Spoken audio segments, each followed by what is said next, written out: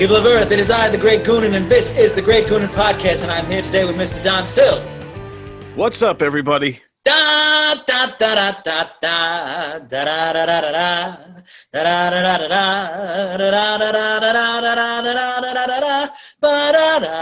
da da. That, of course, is Thanks for the Memory, which Bob Hope introduced in a movie in 1938 and became his theme song for the rest of his life and for his whole career. And today we're going to talk about Bob Hope, who I think is still the undisputed king of comedy, who everybody remembers, but I don't think gets his proper respect in the comedy community, especially among stand-ups, and his influence on comedy and stand-up comedy in particular. You are a Bob Hope fan, right? Yes, I love Bob Hope. He's awesome. He's one of the forefathers for me, one of the inspirations, between him and Milton Berle and all those old guard guys, Johnny Carson. That was when I first started to love stand-up comedy. And like I said, I saw all of his specials, all of his movies. I love Bob Hope, man. And he's just always been there, throughout my whole life. You could always count on Bob Hope. That is a very interesting way you put it. He's always been there. And that's the thing. Bob Hope lived to be 100 years old. He was born in 1903. He died in 2003. He was always doing TV specials. He did TV specials until he was in his 90s. And even when he probably should have already quit and he was a little bit out of it. So I think he was around for so long that people took for granted what he really was and what he really meant to the comedy business. Because Bob Hope is probably more influential than any other stand-up comedian in our extant. So, but yet you wouldn't even find many stand-up comedians who would cite Bob Hope as an influence. They might even cite people before Bob Hope. They might even cite Groucho Marx before they would cite Bob Hope. But Bob Hope's probably a lot more influential, and his career spans all of the media and of types of show business. Yeah, I agree. I think Bob Hope in the stand-up community kind of gets a raw deal. I think he gets overlooked. I think a lot of people don't view him as a stand-up comedian. I think they view him as a personality, kind of like Johnny Carson-esque type of a persona, where no one puts Johnny Carson in the stand-up world either. But I think, unless they talk about, how Johnny Carson could discover people and instantly, and other than that, no one thinks about Johnny in that regard. But I think with Bob Hope, I think he gets overlooked and passed over as a comedian, and looked at more as a movie star. But they don't realize what he's done for stand-up, not only as a stand-up comedian, but what he's done for stand-up comedians, like Phyllis Diller and tons of them. When you were mentioning Johnny Carson, the only difference is Johnny Carson was not a stand-up comedian. Johnny Carson was a broadcaster who became popular. Johnny Carson's great. I love Johnny Carson. But Johnny Carson, and he's very influenced by Bob Hope himself, but Johnny Carson was not a live performer, really. He did later on, he would do Vegas and stuff like that, where his writers would write stuff for him so he could do a Vegas weekend. But he didn't come from the world of live performance. Bob Hope started in Vaudeville. Let's talk a little bit about Bob Hope. Bob Hope is considered one of the quintessential Americans, if you think about it, because of all the USO shows he did and all the performing he did for the troops during all the different wars we had over the 20th century. But he's actually from England. He's born in England, and as a very young boy, very young, they moved to the United States, and before long he develops a penchant for vaudeville, which was the entertainment of that time, and he's going to vaudeville and he's learning everything. He's a dancer, he's a blackface person, he's doing all these different things because he just wants to be in show business, and he finds that he has a knack for comedy, and he works with a lot of different teams and a lot of different people, and a lot of people did that in vaudeville back then. But what happens is he finds out, I think there was an incident where he was in a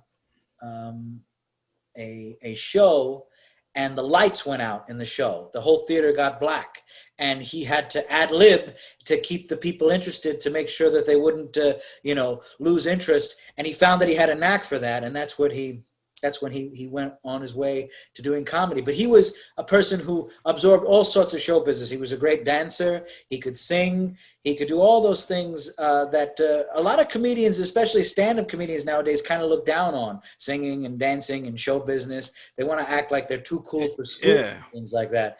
But he was Right. complete show. And then yeah, I was gonna say those vaudevillian guys, the guys that come from that vaudeville era, they had to do it all. And they had to be able to sing and dance and juggle and tell jokes and do all of that stuff. Just to get from gig to gig. And like I said, Bob Hope definitely comes from there. And I think Milton comes from there, and Sid Caesar, all those guys, the silent film era guys. So yeah, I think vaudeville was a great place to come from back then because you're a well-rounded entertainer, and I think that's also kind of the reason why, like you said, he doesn't get a fair shake in stand-up today. I think a lot of those old school vaudevillian guys, even some of those early stand-up acts, like before clubs, don't seem to get their due like they should. I feel like when it comes to stand-up comedy, a lot of people, if you talk to other comics, it seems to begin and end in the 50s, and people forget about the 40s and earlier than that. You know what I'm saying? I think that's what happened with Hope. It begins for them. It begins in the time of the nightclub, but it doesn't begin in the time of the theaters and the vaudeville theaters and the people who performed all across the country and all across the world in vaudeville. But yeah, they tend to forget about that. And Hope, was not very successful for a very long time in vaudeville. He was just scraping by. And he really didn't get into the movies and on radio until he was pretty nearly 40. That's what people don't remember, because he lived so damn long that people forget that by the time he was successful and very famous, he was already middle-aged. He wasn't a guy who shot out of a cannon like a Mickey Rooney or someone like that, who became famous in their 20s or something like that. And as a matter of fact, Hope started off trying to be successful in the movies. The movies used to shoot in New York before California became the place to shoot movies. Like the first few Marx Brothers movies, the first Marx Brothers movie I think is in 1929, and they shot that in Astoria or something like that. And before they had the big Hollywood studios and before Hollywood became the place. And they said, oh, he doesn't look very good and his nose is too long, Hope. And Hope was a boxer for a short period of time too, and he has a little scar on his nose that you really can't tell in the movies anymore when you look at them. Right. But so he was rejected, and then so he goes back to the East Coast and actually becomes a Broadway star. And it's in the 30s that he's in like Cole Porter's Red Hot and Blue. But when he's in Red Hot and Blue, where I think he introduces the song, it's delightful, it's delicious, it's the lovely, that song. But he's really the ingenue in that show. He's not the top comic in the show. The top comic in that show is Jimmy Durante. That's a show starring Jimmy Durante and Ethel Merman, and he was the third billed guy, not yet famous. And he probably thought that's where he was going to stay. Now, it's impossible to talk about Bob Hope without talking about Bing Crosby, because Bing Crosby and Bob Hope ultimately become a team in 7 of the most successful movies of all time, comedy movies. But Bing was born only a few weeks before Bob. They were both born in the month of May. Bing in the beginning of May, and Bob at the end of May of 1903. But Bing becomes a star early on. Bing becomes a recording star, and then a movie star and a radio star by like 1932. He's a huge star. So Hope and Bing met at the Friars Club in New York once. And when Bing was first very successful and performing at the Capitol Theater in New York, Hope was the MC for the show, and they became friends, and that's how they had a friendship. So when Hope was ready to come out to Hollywood in the late 30s, it was partly from the encouragement of Crosby. Like, go ahead, you could get into Paramount Studios, which was Crosby's studio. And Hope's first big movie is the movie The Big Broadcast of 1938 for Paramount Pictures for 1938. Now, every movie studio had their series movies. MGM had the Broadway Melody, the Broadway Melody, the Broadway Melody of 1933, the Broadway Melody of 1935, da-da-da-da. The first big broadcast movie for Paramount was called The Big Broadcast, but sometimes it's called The Big Broadcast of 1932, and it starred Bing Crosby. And it was called The Big Broadcast because all these stars of radio, when radio was as popular as television is now, or the internet is now.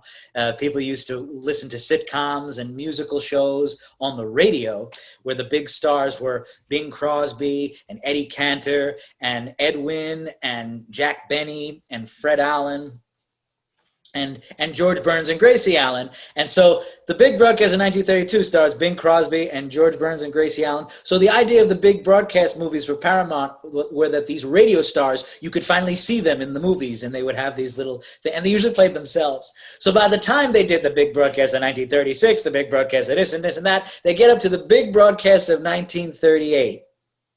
And Bob Hope is in that movie. But he's not the star of that movie either. The star of that movie is W.C. Fields. That's the last Paramount film that W.C. Fields makes in 1938.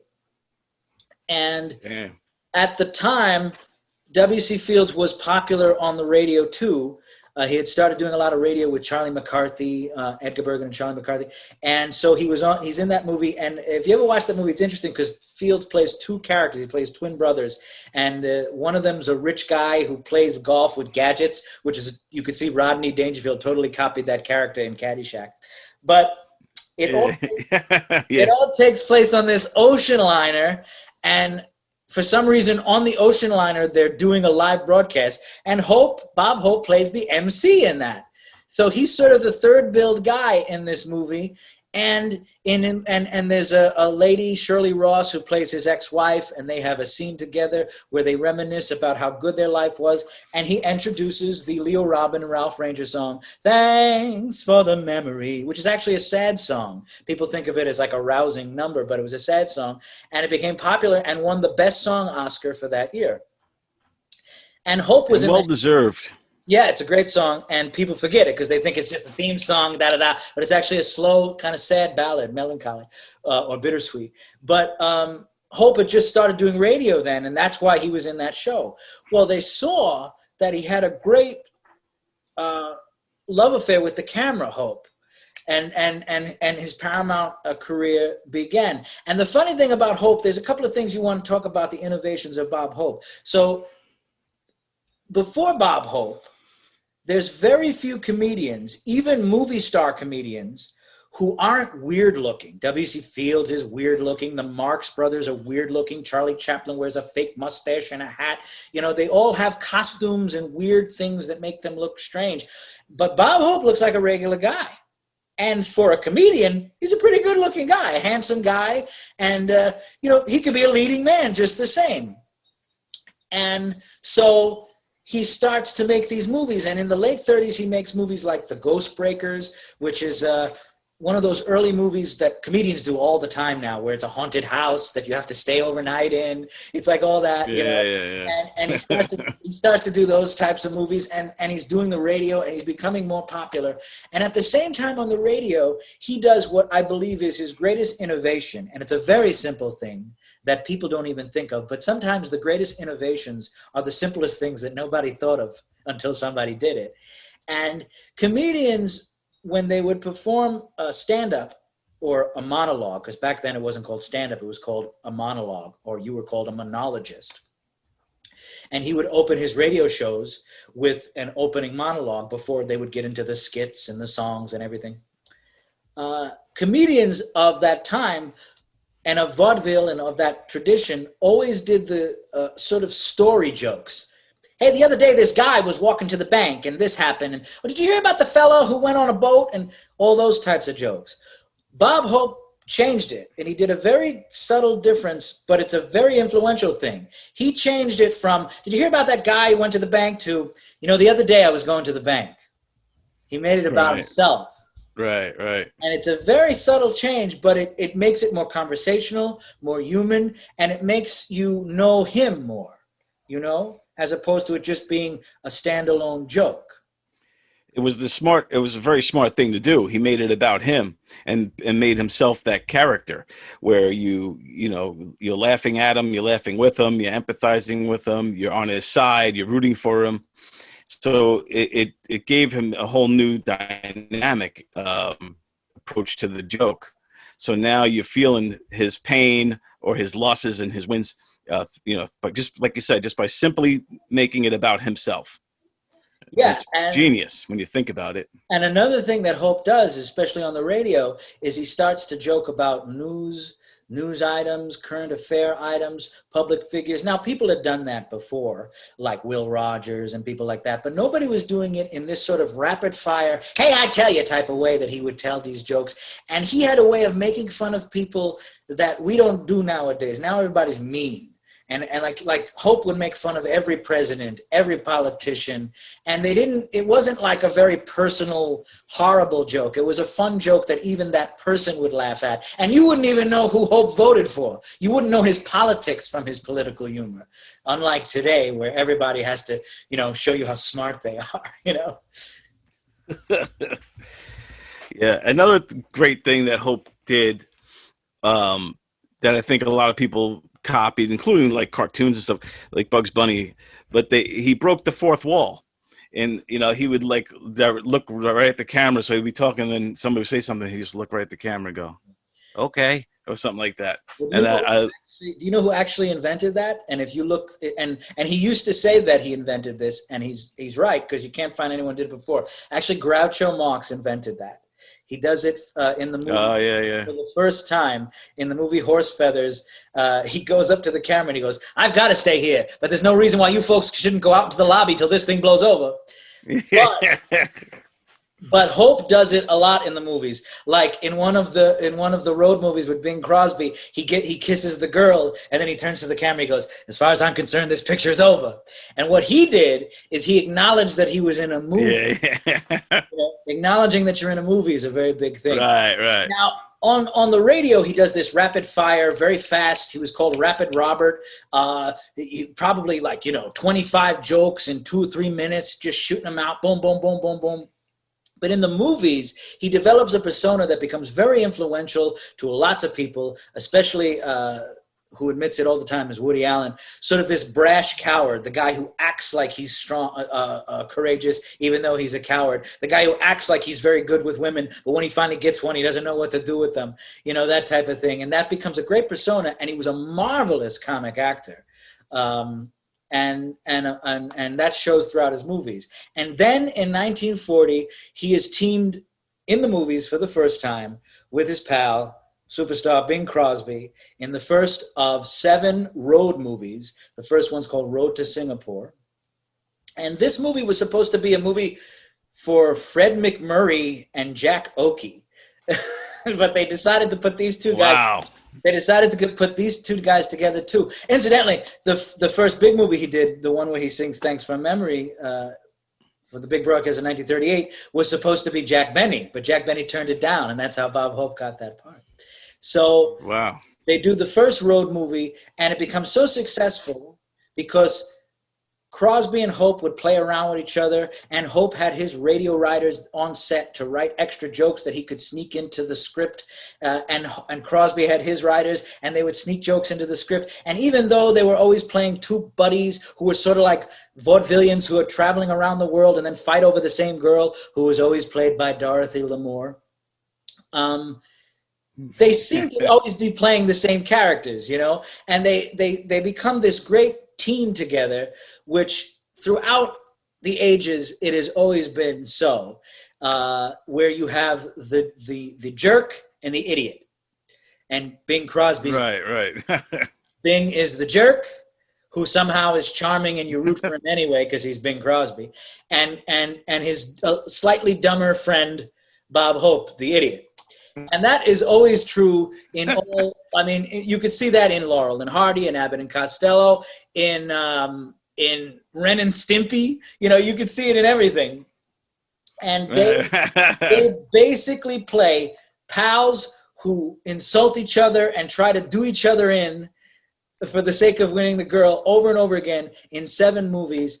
And it was the most successful film series until the James Bond movies were made. And they make the first one in 1940, and I think the last one in 1962. They made 7 road movies, and those are the Road to Singapore, Road to Zanzibar, Road to Morocco, Road to Utopia, Road to Rio, Road to Bali, and the Road to Hong Kong. Now, those aren't the only movies. Nice. Those aren't the only movies those guys make, obviously, because Crosby was. Are they the only ones they made together, or they do other movies besides road movies?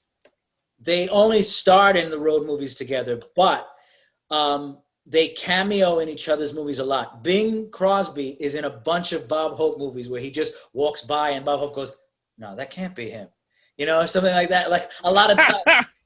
Yeah. In fact, there's a great movie he makes in, I think it might have been his first movie in color or his second movie in color. He makes it for Samuel Goldwyn, an independent film called The Princess and the Pirate. And it's this whole swashbuckling movie where he's going to get the girl. And at the end, he's ready to hug the girl. And the girl just walks past him and goes to Crosby and hugs Crosby. And he goes, And Hope turns to the camera. He goes, "They get this B actor from Paramount to ruin my movie."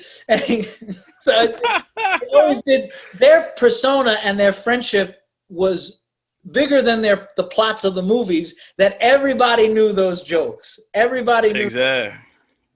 And to get back to Hope in particular.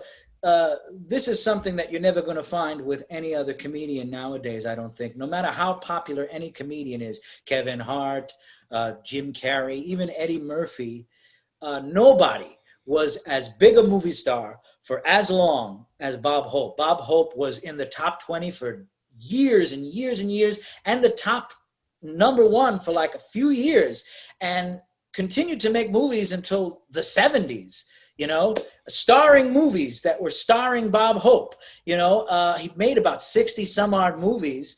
And I mean, there's nobody who was that popular for that long. And not only was he popular on the radio from the late 30s into the 50s, but then once television is invented, he becomes one of the biggest stars in TV, and he never gets a series. He prefers to do monthly specials, and he gets signed with NBC, and he probably had the longest contract with NBC forever, and does specials every year until he was like in his 90s, and they basically had to tell him, maybe it's time you shouldn't do it anymore. They couldn't fire him. He had a lifetime contract with NBC. But wow. It was like, maybe, you shouldn't do it anymore because he was starting to get too old. But nobody was that popular for that long as Bob Hope. And it's a shame that people don't talk about. I've said things sometimes that my fellow comedians, especially my stand-up friends, always think it's sacrilegious. I say Bob Hope's better than Richard Pryor. And I stand by it. Bob Hope's funnier than Richard Pryor. He's more better actor than Richard Pryor. He's more flexible. Now, I'm not just picking on Richard Pryor. I love Richard Pryor. But the reason why I'm pointing that out is because people are almost like Pavlov's dog. Stand-ups are conditioned to say, Richard Pryor is the greatest that ever lived or ever will live and ever could live and ever blah, blah, blah, blah, blah. Now, Richard Pryor is great. I'm not minimizing Richard Pryor. But Richard Pryor requires that you know about him.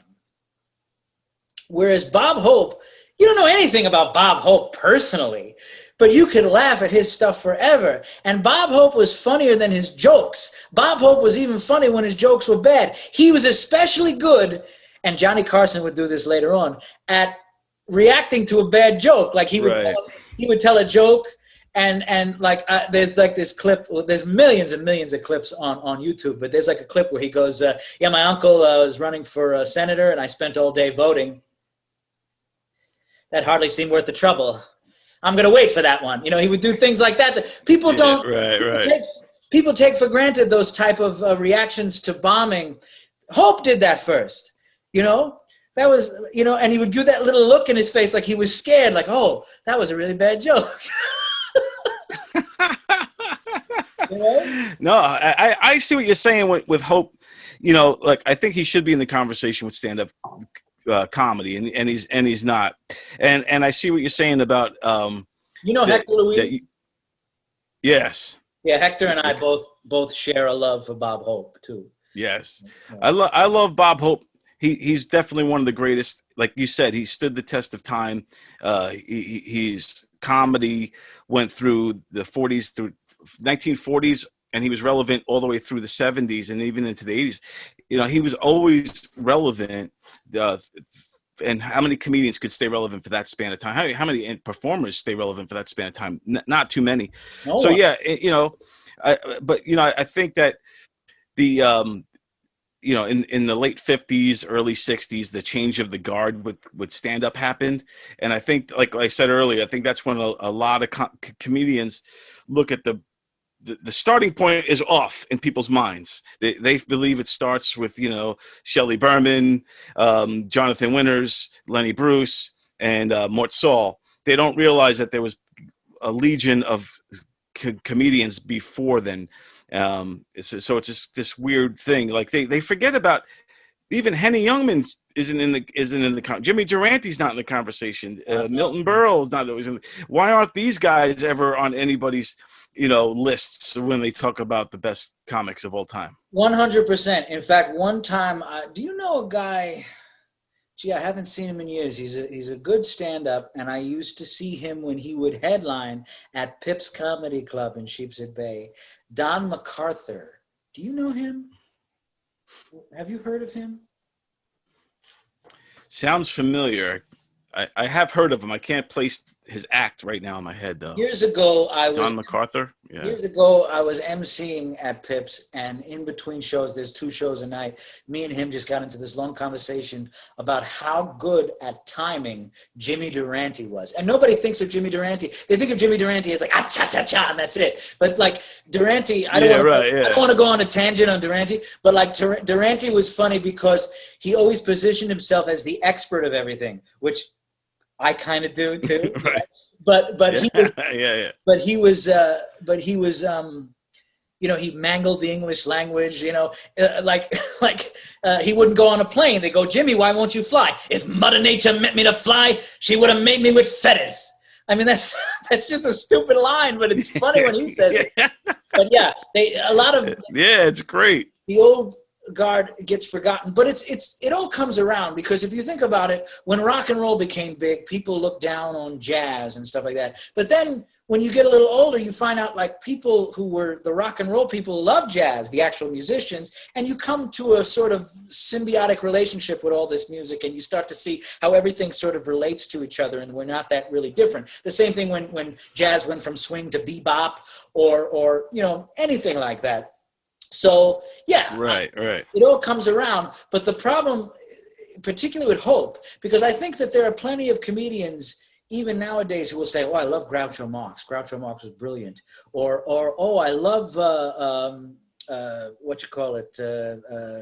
Charlie Chaplin or something like that. But they'll forget Bob Hope. And I think it's really because he was just so popular for so long that you forget about it. Like in the Western world, mostly everybody can go in their home right over to the sink and get some water.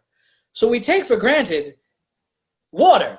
So it's almost like that. It's almost like the idea that Bob Hope's always going to be around. Bob Hope is famous for being Bob Hope. We forget about, everything that he did because he was around for so long. You stay so long at the dance, people start to think you're the furniture, That's a good way to put it. And yeah, I do think that we took Bob Hope for granted. And when you start to peel back and look at his career, like we're doing now, you can really see how much he did and ground he broke, And I mean, just those comedy specials, he would introduce new comedians all the time. So he stayed relevant through that for a long time by bringing up the hottest, entertainers at the time. And also, the newest comedians, he would kind of debut them on there and take them with him. And let's not forget what he did for the soldiers and our troops. And I know you're probably getting to that, so I don't want to jump ahead, but I mean, this guy did a ton for our country and for the comedy scene at the time. Absolutely, but I mean, what you just said before was actually very important. You know, a lot of the older comedians used to get mad at Bob Hope because he'd have all these TV specials and he wouldn't put them on. He'd only put the new people on. You know, it's like so Henny Youngman can't get on a Bob Hope special, you know, but Rita Rudner can. Right. You know, right, you know? yeah. So yeah, it's always like that, and and he discovered a lot of people. Phyllis Diller always says Hope really, you know, made her a star, put her in all the shows, and in one they did one movie together, and really started her off. And I mean, Bob Hope was extraordinary about always being contemporary, always being up to date, and it was in his material too. He was the most. His monologues were the most topical, which is really what the basis is for all the late night talk shows nowadays and all of that, you know. And except nowadays people want to have, they want to take sides.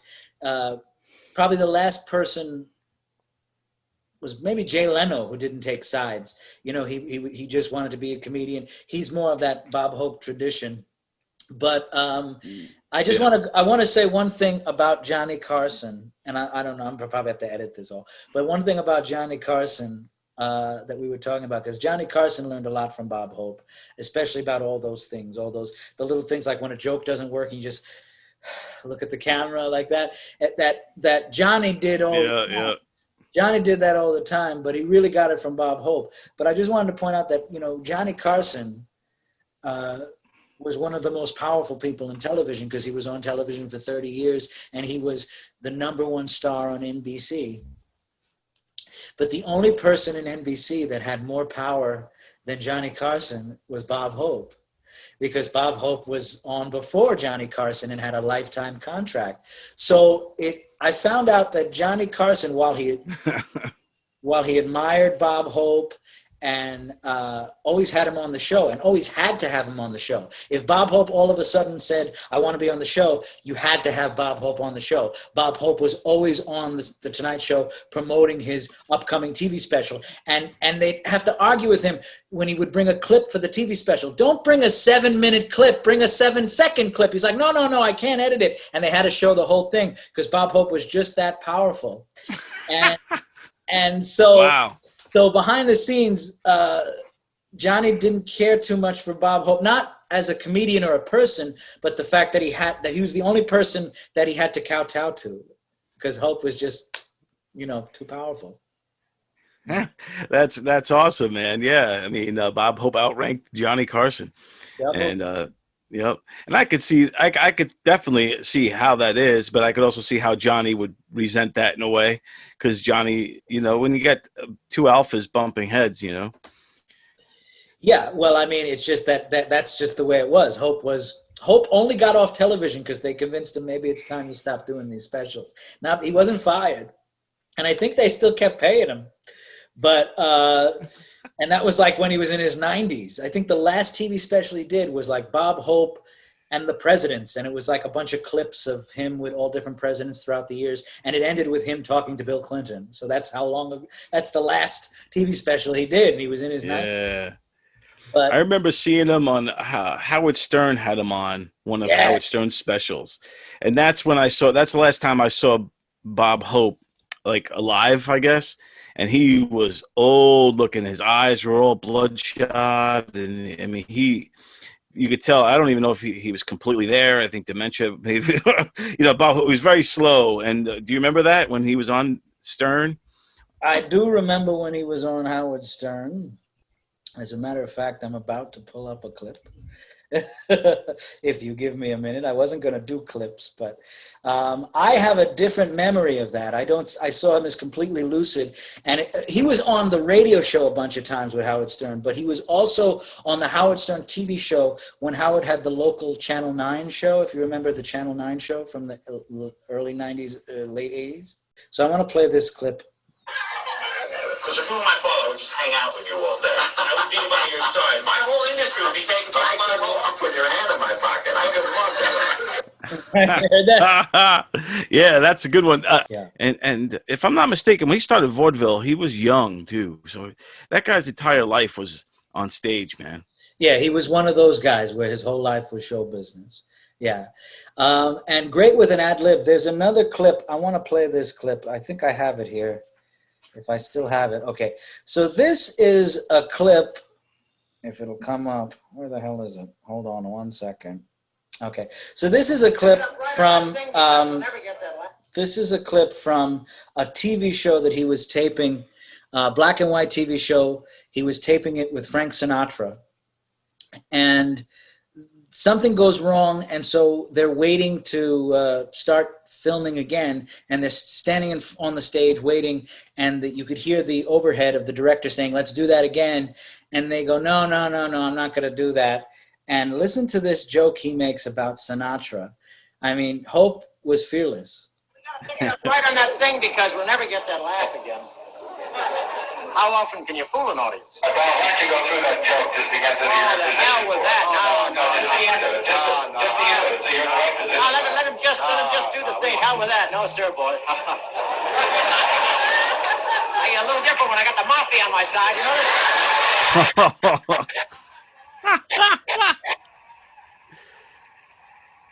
How about that? He basically said that Sinatra was in the mafia. And then he slapped him on his butt. Yeah, that was he smacks him on the ass as if to say, "Hey, I'm just kidding." That's funny shit. That's I mean, Hope's the only one who could get away with that because Hope was a star before Sinatra. Exactly, and you know, and back then, you know, stuff like that mattered. You know, what do they call it? Seniority. Seniority mattered back then. If you were around before somebody or you helped somebody get in, no matter how big that person becomes, they'll always respect you for your seniority. You don't have that anymore. But back then it mattered. And I think you saw that with Hope and Sinatra. Plus the mutual respect was there. Hope was, you know, probably just as big as Sinatra. I mean, Sinatra blew up to become a phenomenon where I don't know if Hope was ever a phenomenon, but I would say they were both equal ground as far as stature in history of you know, entertainment. Absolutely, and he outlived him and worked even longer than him. You know, absolutely. Yep.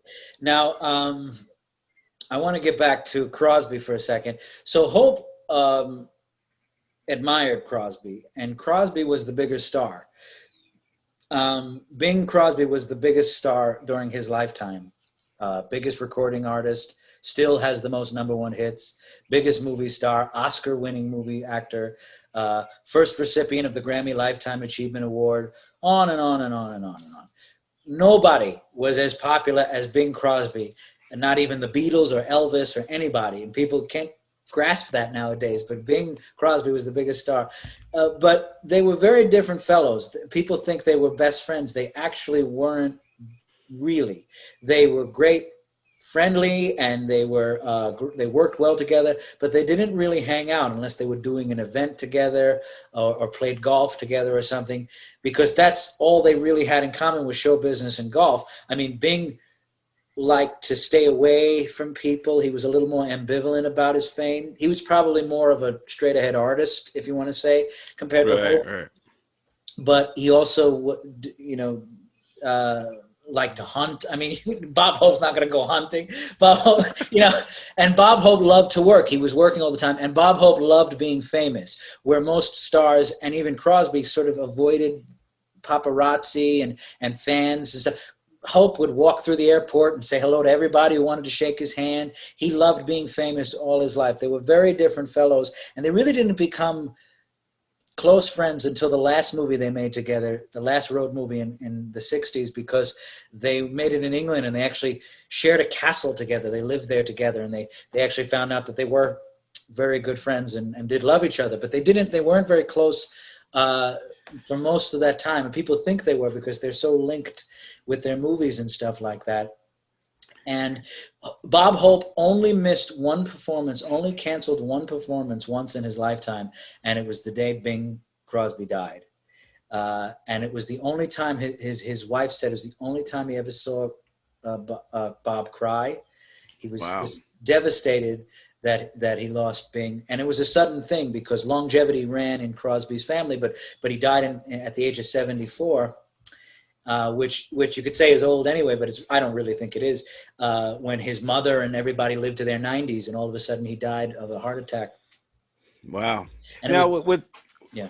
I was just going to get back real quick to Bob and Bing. They never had a stage show, kind of like a Dean and Lewis or Lewis and Martin. No, they weren't an official team, right? They weren't. Whereas Martin and Lewis started off as a team, and they were making movies together exclusively until they broke up. No, like I said, Crosby was already a star when Hope came on the scene, and when they teamed up, it sort of rejuvenated Crosby because Crosby had made, I think, maybe 15 movies, and they were all huge hits, even when they were crappy, because Crosby was just a huge star. But then in the 40s, when they start making the road movies, they become very irreverent. And Bing's in his 40s by the time. Bing and Bob are both in their 40s, in the 1940s, when they're making these movies, when they're the biggest stars. And back then, there wasn't really a thing like demographics. Old people like them, young people like them, teenagers. Nobody thought you had to have demographics, Right. So it sort of started this whole new career for Bing doing, because Crosby never did really low slapsticky type of comedy until he worked with Hope, and Crosby was never as irreverent as he was when he worked with Hope, and Hope was never as human than when he worked with Crosby. And did Crosby ever do any comedies before Hope? Yeah. He was just doing like all those. I just remember him from all those movies where he's playing like a priest. And Well, stuff that's like after. that. That's after. Oh, that was. That's in the middle 40s. That's after the road movies start. But I mean, Bing's making movies from 1932 on, and some of them are really good, and they're comedies, but they're not comedies like comedian comedies. They're light comedies. They're comedies of manners. And yeah, Crosby's funny, and Crosby's very funny on the radio too. Very funny guy. He was always half a comedian. And Crosby even has a name that's a nickname, almost like Groucho. Bing. It's not a regular name. Right. Yeah. And he had this funny way of talking that people used to imitate. So it was, and he had the big ears and everything. But he was still a romantically, it's a very interesting type of character. But yes, when they made those movies together, and then during the war, they were always doing charity events and things together and USO stuff together. And so they always performed together on the radio, on television, all the way into the 70s, until Crosby's death.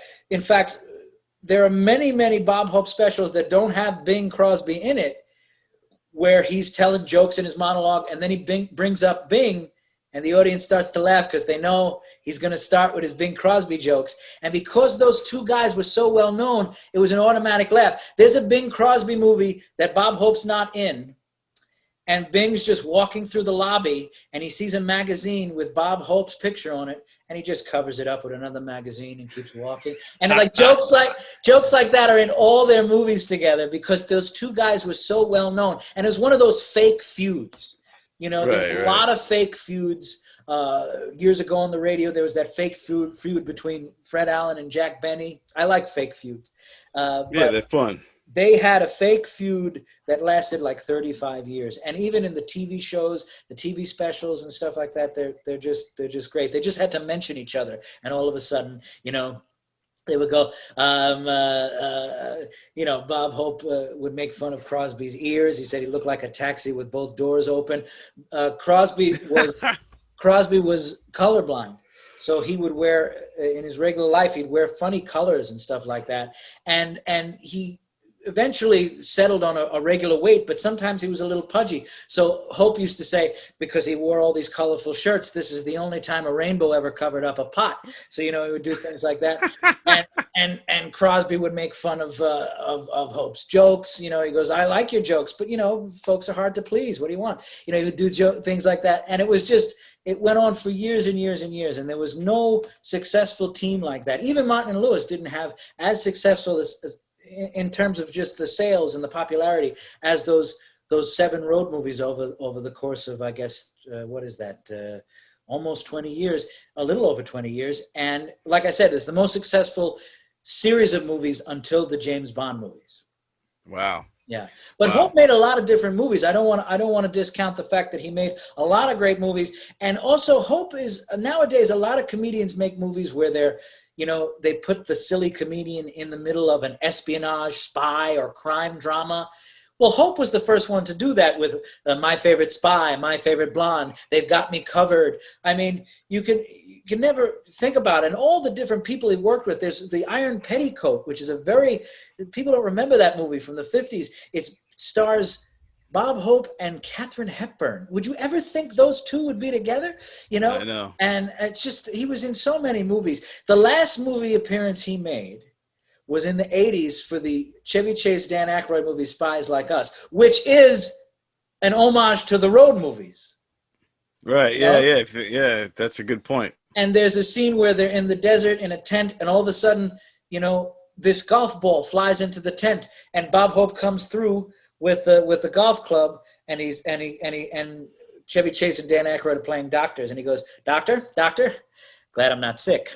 And he just plays through, and that's totally a type of joke that would be in one of the road movies, and they even react in a very road movie way, like they it's totally an homage to that, and they invented that style, that sort of buddy film, buddy movie style, Did Bob Hope ever play a dramatic role in any of his movies? So. Not a straight-ahead dramatic role. Like Bing actually did do that, and Bing was an Oscar-winning actor. Hope won an honorary Oscar, and Crosby used to always joke that he'll never win an Oscar. Even though Hope, by the way, remember, hosted so many times the Academy Awards. He was the host. He was the host of the Academy Awards in the 40s when it was on radio, before it was on television. And he was the perfect MC. But he did movies that had dramatic parts to it. There's a movie called Bo James, which is basically the story of Mayor Jimmy Walker from the 20s. And there's some dramatic scenes in that. In the movie The Seven Little Foys, which is a show business biography movie that they used to make back then about Eddie Foy when he had his kids in Vaudeville. Eddie Foy is somebody nobody remembers nowadays. But there's dramatic scenes in that. And he did two maybe more, two movies based on Damon Runyon stories. Damon Runyon, who wrote all those stories that then became Guys and Dolls. Oh, right. So there are different characters that aren't in the Guys and Dolls play that were other Damon Runyon characters, those sort of gambler types. And he made two of those movies. One is The Lemon Drop Kid, is also the movie where he introduces the song Silver Bells. Silver bells, it's Christmas time in the city. So I mean, he was a major star who just is entwined with show business. Wow, I didn't know that. So Bob Hope is the one that first sang Silver Bells. Wow, there you go. That's a great song. And that's what's cool about when you look at the legacy of Bob Hope, is that there's so much that we, and also to your point about taking it for granted, there's so much about him that we carry on even today. Whether it's breaking the fourth wall or his jokes, or when you bomb, the reaction to it, or even Silver Bells, these are things that still live on today. Even his timing and his sense of stage presence is all still there in stand-up today, and in the way people do things, and his one-liners. I mean, his one-liners are right there with like Rodney, if different personas. But the writing style, the to set up, punch, tag, I mean, yeah. Bob Hope was the king at that.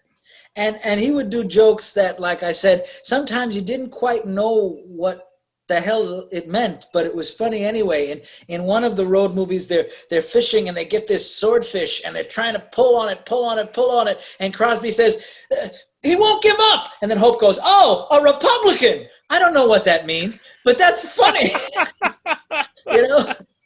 That's funny. Yeah, exactly. This makes me want to rewatch all those road movies. Yes, absolutely. Well, I could recommend, if I want to recommend Bob Hope was a marvelous actor, comic actor. I could recommend a bunch of Hope movies. Like I said, he made 60 some odd films over the years. Not all of them are great, obviously, but and he sings and dances in these movies and does all these things and is very funny in all these movies. I could recommend They've Got Me Covered, which I think is with Hedy Lamarr. No, that's My Favorite Spy. They Got Me Covered, My Favorite Spy, My Favorite Brunette, which is another good one. What is the other one I'm thinking of? The one with Mickey Rooney, Off Limits. And with the road movies, I would recommend most of them, but I would recommend, if I had to recommend two, my favorite would be Road to Morocco, which is my absolute favorite, and The Road to Utopia. Road to Morocco is always parodied. It's even parodied in Mel Brooks's History of the World, when they go, "We're off on the road to Judea." Yeah. That's because Bob Hope and Bing Crosby saying, "We're off on the road to Morocco." And the funny thing about that song is when they're singing it to the camera and they're telling you they're in a movie, you know? Right. Because they're making these movies, and Dorothy Lamour, who is equally as important and was a big star at the time, is always this exotic woman or this princess that they find along their travels in Egypt or in the South Pacific, and they always are rivals for her affection. And this is the beginning of the movie, and they're on this camel and they're singing and they're like, "We're off on the road to Morocco," and they go, "Where we're going, why we're going, how can we be sure?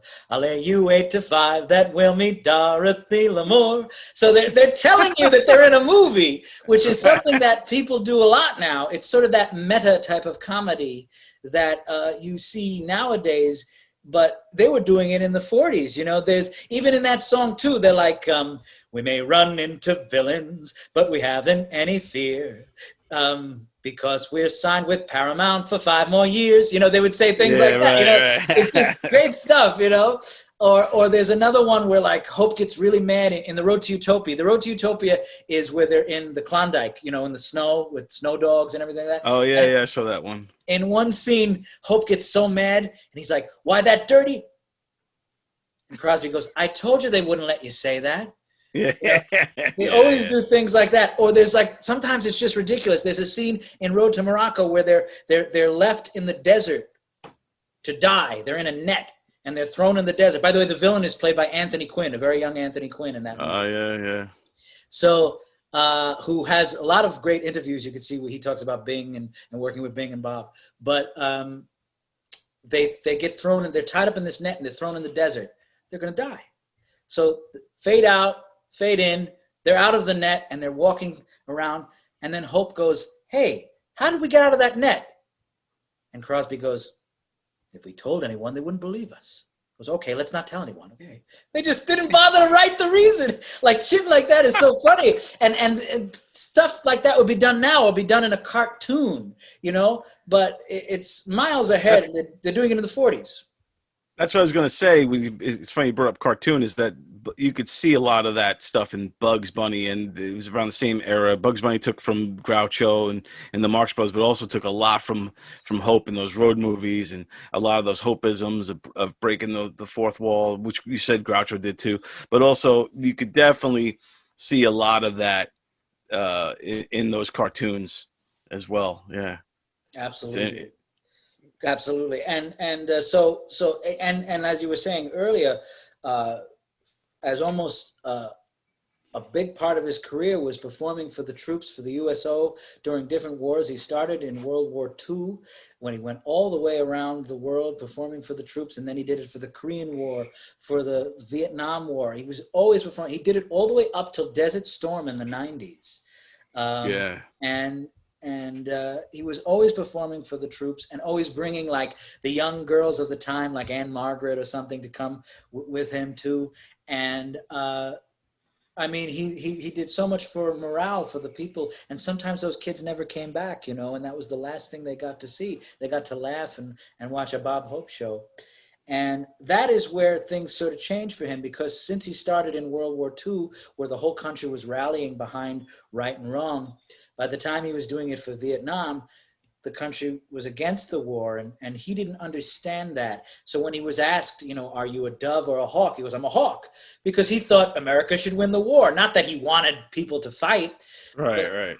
and so he lost some of his luster for people during that time, but he lived past it. I mean, he lived another 30 some odd years after the Vietnam But War. that's also, like you said, that was also a turning point. Like, because I know in the beginning we talked about how he doesn't get the respect due from the comedy scene and modern day people when they think about comedy. For whatever reason, Bob Hope is not in the conversation. And I always loved Bob Hope, and this conversation, it should wake a lot of people up to how important he was to comedy, how great he was. But I do think that time in that era that was the first time we really saw the country polarized like that. I mean, we're seeing it a lot now, but back then in the 70s and during the Vietnam era, it was really polarized.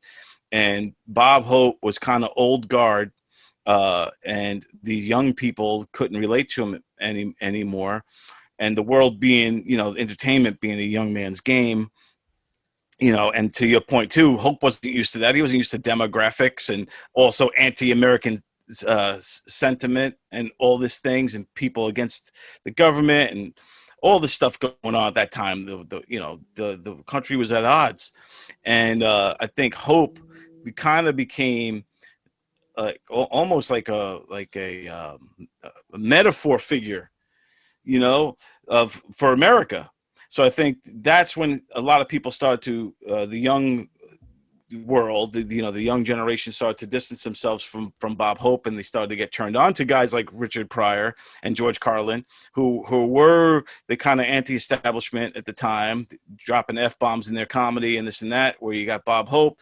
He's still doing the old school stuff, the one wearing a suit, 1-2 punch, jokes, staying clean and also staying out of the fray, not talking about topical stuff. So I feel like that's a pivotal time, was that whole Vietnam era of where if we did want to find a case for why is Bob Hope not in the conversation, I think it starts there.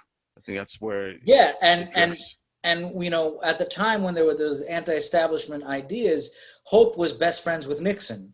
I mean, there on the Nixon tapes, you hear him talking to Bob Hope, telling Bob Hope secret shit.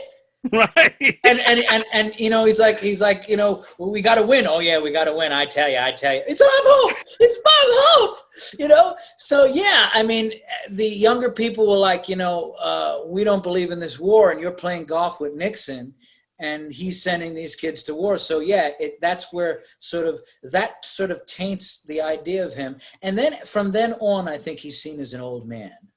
Right. Yes, exactly. And he's not hip. He's not cool. He's not the cool guy anymore. And again, back to the Pryors of the world and the Carlins and all these new cats that are now coming out with the edgier, hipper style of comedy.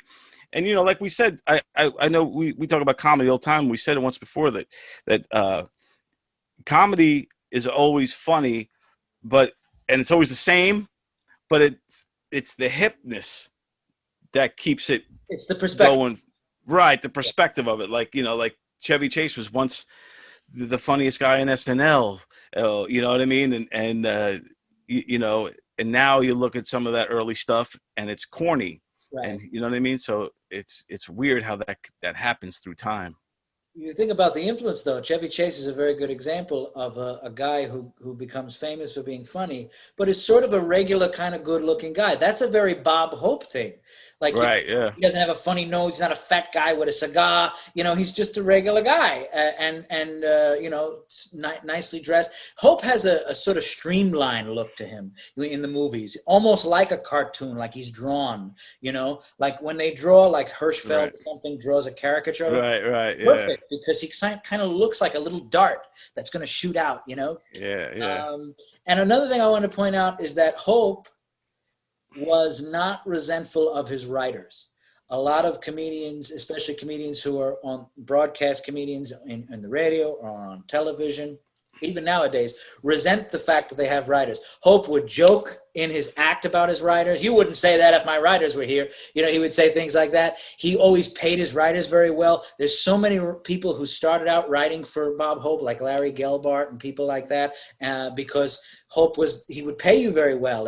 And he would, you know, and another thing that he did that I read about, and I agree with this too, and I love to do this too, is I love to laugh. And you know how a lot of comedians don't laugh at jokes when you talk? Right, yeah. Sit there, oh yes, very funny, yes. You know, they want to show you how jaded they are by it. Right, yeah. Hope loved to laugh at other people on set when he was shooting scenes. He loved to laugh. I love to laugh too. I think it's important to laugh. I don't think there's anything that minimizes you by doing that. And he was Right. definitely somebody who did that. But so, yeah, I mean, I'm always perplexed. One of my favorite comedians nowadays still is Norm Macdonald. And he says that his favorite comedian is Bob Hope. And he's the only one I know of a sort of contemporary comedian who mentions Hope, because it's like, why don't people go think he's corny, you know, and they don't realize how incredibly great he is. Yeah, it's weird. Like I'm with you. I think that Bob Hope should definitely be regarded more as for a stand-up comedy, because he did the stand-up throughout since the 40s all the way through. He's always done stand-up. He never stopped doing stand-up comedy, whether he was doing it as, you know, monologues in his specials, but it was still stand-up. And you know, he performed live all around the country all year long. He was always all around the world too with those USO tours. He was always doing the comedy. He's always, you know, either writing his own stuff or having his writers do it. But either way, he was delivering it in the Bob Hope fashion. You know, he is one of the great stand-up comedians of all time. And another thing that is really, you know, people, this is another sort of modern take on things that minimizes someone like Bob Hope. Like, you're almost a fake if you have writers. Well, first of all, you can't do a show every week and not have writers. You know, all your favorite comedians who are hosting shows every week or every night, believe me, they have writers. There's no one person who could write that stuff all the time. And it doesn't, I mean, it's like the idea of the singer-songwriter, when you have to be the person who writes your own songs. Otherwise, why? You're not legit. Is Sinatra less of a singer because he didn't write those songs? Is Bob Hope less of a comedian because he didn't write all of his jokes? You know, I mean, it doesn't make any sense at all. And all those people on Saturday Night Live are reading from a script, or you know, and if you're in a movie, you're reading from a script. So it has nothing to do. Hey, and going back to what you said, Richard Pryor had a writer. You know, he had Paul Mooney. So even so for people who, you know, might still have not gotten over the fact that you said Bob Hope is funnier than Richard Pryor. Hey, Richard Pryor also had a writer. I wonder maybe Pryor might agree, by the way, with me. You don't know, because, you know, sometimes, like I said, these people who are seen as the new hip person, you think they're replacing the old person, but the new hip person admired the old person to begin with, you know? Richard Pryor said it in an interview. I saw it like on a Dick, what's his name? Dick Cavett. Penis Cavett? Penis Cavett. He told him, he said, he asked him about his influences, and he actually said Bob Hope is one of his influences.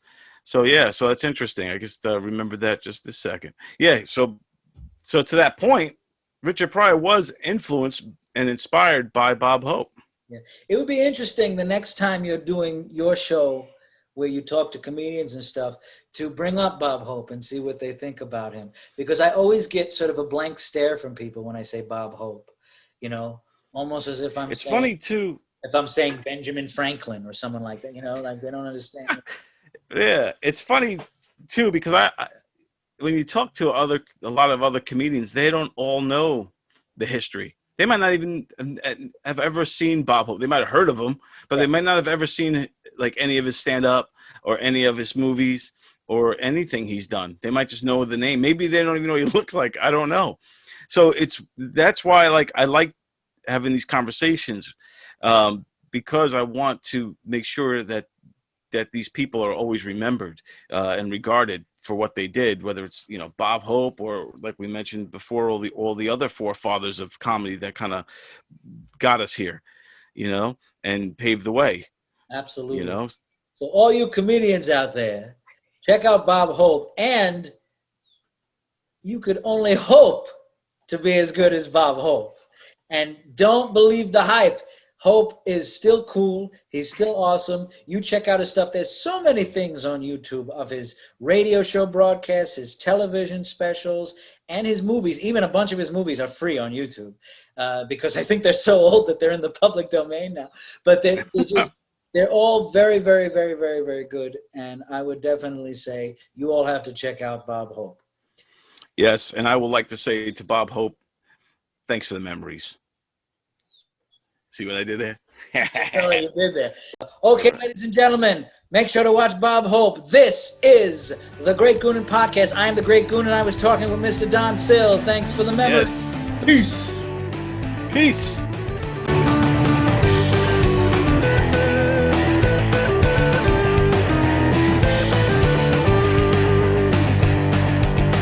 You're sick in the head.